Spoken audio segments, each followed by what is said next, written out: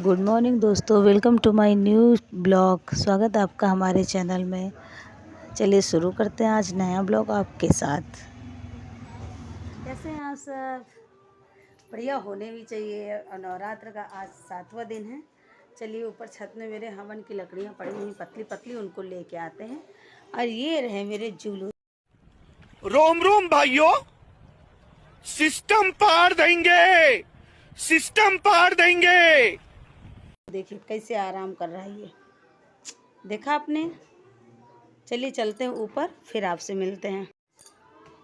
चलिए चलते हैं ऊपर। आम की पतली पतली लकड़ियाँ ले चलते हैं, क्योंकि नीचे मोटी मोटी लकड़ियाँ हैं। तो ये देखिए लकड़ी ये पड़ी हुई हैं। ओई माँ, ये पतली पतली तोड़ लेते हैं इनमें से।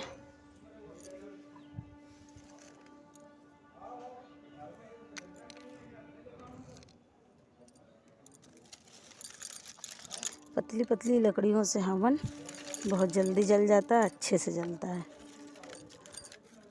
इसीलिए धूप में पड़ी थी। और एक टिप आपको और बताती हूँ, टिप दे रही हैं आपको। लकड़ियाँ सुखाने के लिए जब भी डालें, पहले उन्हें थोड़ा सा भिगो दें। अच्छा, ठीक है। गीला कर दें, पाइप से एक बार पानी डाल दें, और बस फिर देखिए कितने अच्छे से और कितनी जल्दी सूख जाती हैं।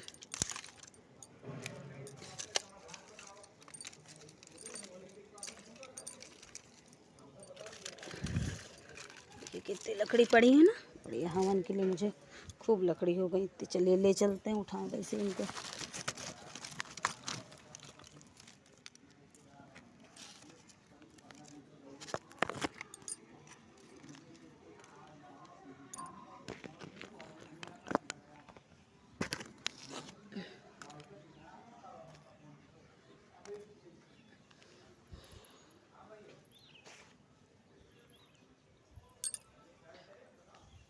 चलिए चलते हैं।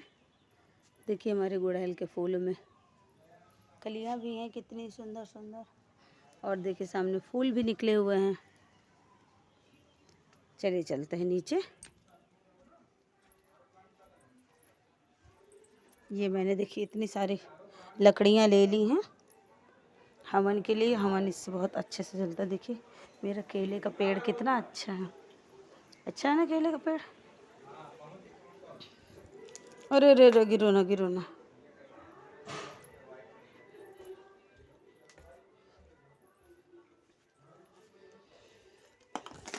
चलिए लकड़ी रख दी है। अब आगे के काम करने के बाद आपसे मिलते हैं, ठीक है?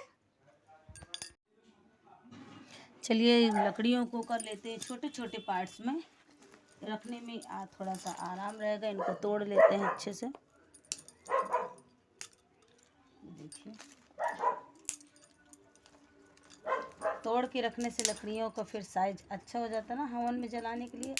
ऐसे बड़ी बड़ी लकड़ियाँ रखते नहीं बनती हैं, इसलिए इनको तोड़ तोड़ के थोड़ी सी छोटी कर लेते हैं। तो इनको सही से रख देंगे। आप लोग भी डेली हवन करते हैं? डेली हवन हमें करना चाहिए, घर शुद्ध हो जाता है। जितनी घर में निगेटिविटी होती है सब बाहर चली जाती है। और ये नहीं कि नवरात्र है तो सिर्फ हवन करते रहो, डेली करना चाहिए हवन। हम तो डेली करते हैं हवन। लकड़ियाँ पतली पतली ऐसे मिल जाती। और इस टाइम तो बहुत सारे पत्ते, जब हम लोग सुबह टहलने जाते हैं ना, तो हमें बहुत सारे पत्ते टूटे हुए मिलते हैं। लेकिन मैं लाती नहीं हूँ, आप लोगों के लिए बता रही हूँ। जिसका घर ऐसे देहात है तो पड़ता है ना, पेड़ वेड़ जिसके यहाँ बड़े लगे होते हैं, उसको ये मैं एक आइडिया दे रही हूँ। जैसे लकड़ियाँ ना मिल पाए तो सूखे पत्ते भी होते हैं, और गाय के ओपले होते हैं, उनको आप फिर गोबर के जो बनाए जाते हैं ना, उनसे भी बना के आप हवन कर सकते हैं। पतले पतले अपने हाथों से बना लीजिए,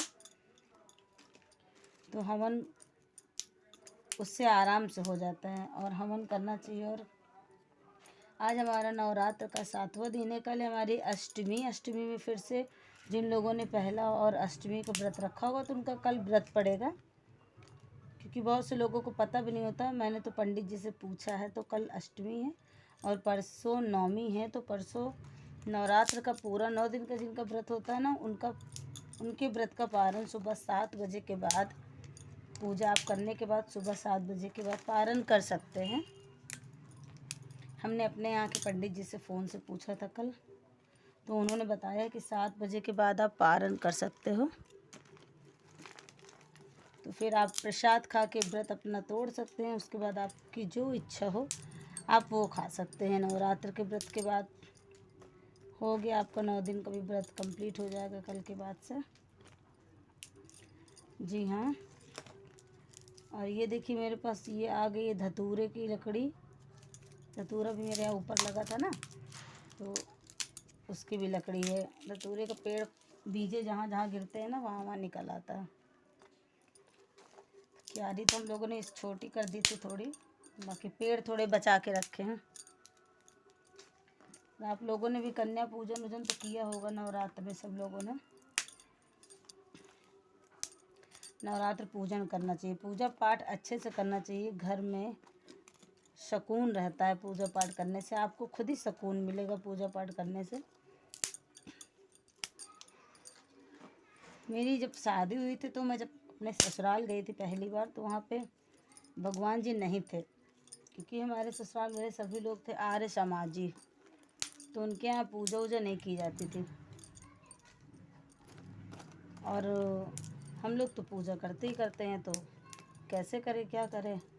बड़ी मुश्किल हुई जब मेरी शादी होके गई तो मेरा वहाँ पड़ा पहला व्रत सोमवार का, सावन का सोमवार था, और हम व्रत रखते थे सावन में। मैं कैसे व्रत रखूँ, कैसे पूजा करूँ, मुझे कुछ समझ में नहीं आ रहा था। तो मैंने, मेरी बुआ की एक बेटी रहती थी, उनका नाम सुनीता दीदी था। तो मेरी नंद कम फ्रेंड ज़्यादा थी, बहुत अच्छा स्वभाव था उनका, है भी, अभी वो वहीं रहती हैं।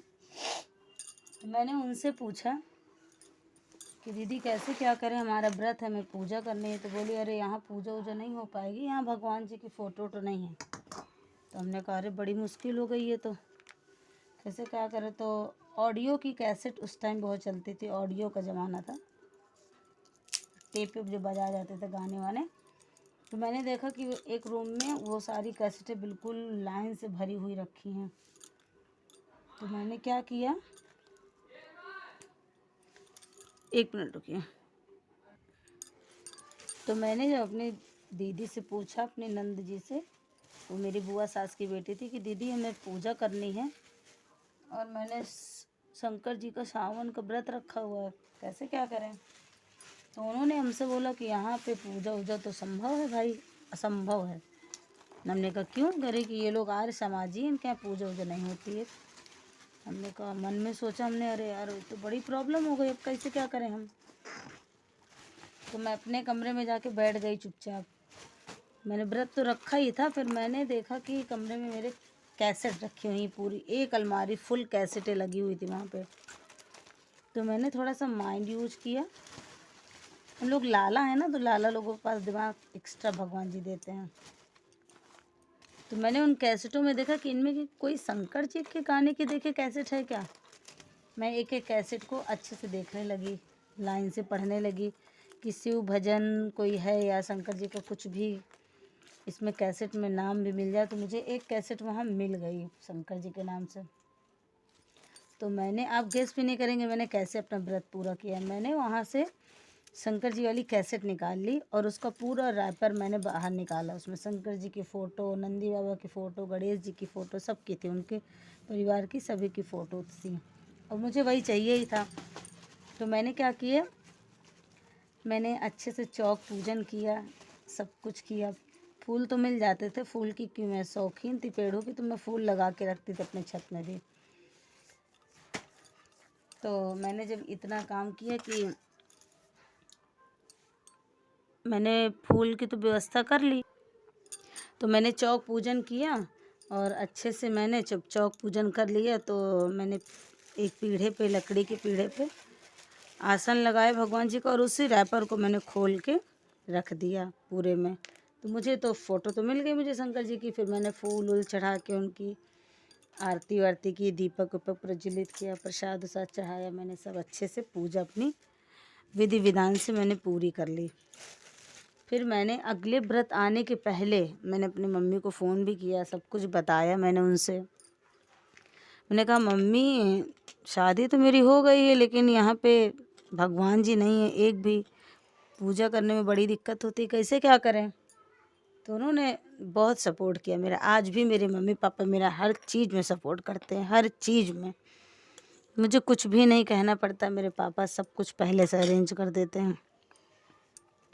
और मैं अपने हर 7 जन्म में अपने माँ बाप को ही लेना चाहूँगी अपने लाइफ में, यही माँ बाप।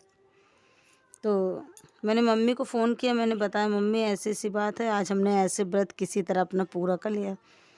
बोली परेशान ना हो, हम सारी व्यवस्थाएं कर देंगे। फिर मेरी मम्मी जहाँ जाके तीर्थ स्थान में जाती थी या मार्केट, पहली बात तो मम्मी मेरी मार्केट जल्दी जाती नहीं, हम ही लोग जाते थे।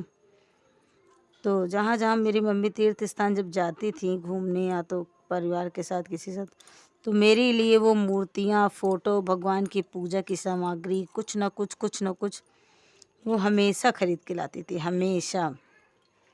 और मेरे पास वो सामने जो देखिए आपको दिखाती वैष्णो माता की फ़ोटो रखी हुई है, वो देखिए आपको शायद ठीक से ना दिखे, लेकिन मैं फ़ोटो आपको खींच के दिखाऊंगी। वो फ़ोटो मेरी मम्मी वैष्णो माता जब गई थी, आज से बहुत साल पहले की बात है ये। 2005 में मेरी शादी हुई थी। 5 के बाद वो 6 के अंदर ही, 5-6 के अंदर ही कई बार टूर में गई भगवान जी के दर्शन करने के लिए। तो वहाँ से वो फ़ोटो मेरे लिए तब लेके आई। तो मैंने आज भी अपने जितने भी मेरे भगवान मैंने इकट्ठे किए, मेरी मम्मी ने इकट्ठे किए, मैं अपने साथ उनको हमेशा संभाल के रखती थी। मैं जहाँ भी जाती थी, या रूम चेंज या कुछ भी हुआ, या ससुराल से मायके शिफ्ट हुई, कुछ भी हुआ, मैंने भगवान जी को अपने कभी भी नहीं छोड़ा, अपने साथ ही लेके आई उन्हें। क्योंकि मेरे सुख दुख में उन्होंने हमेशा मेरे साथ दिए, तो मैं उनको कैसे अकेले छोड़ सकती थी।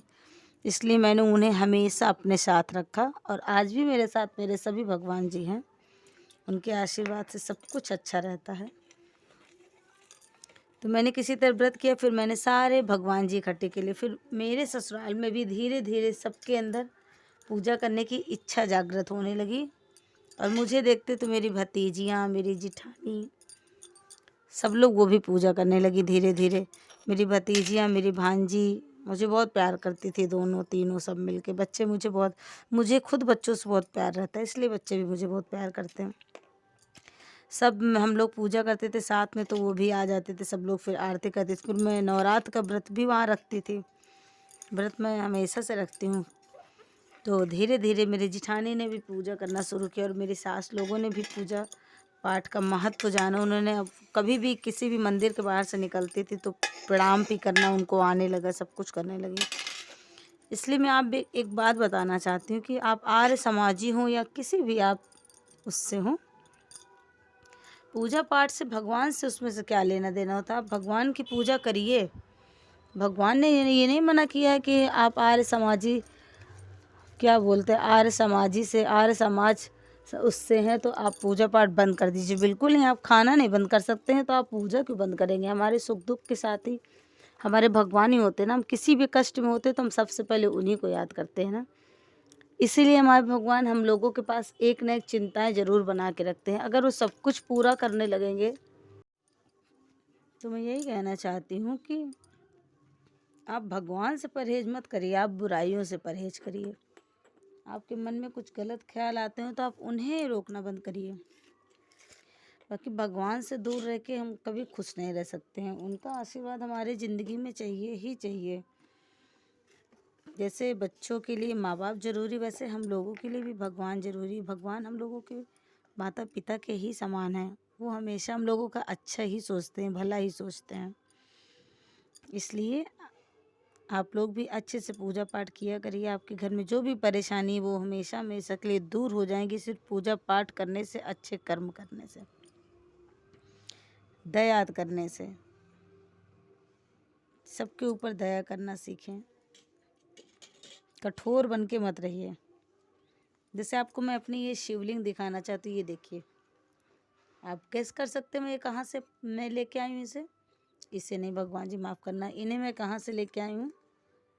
मैं इन्हें गई थी पशुपतनाथ नेपाल, और हम इन्हें वहाँ से खरीद के लेके आए थे।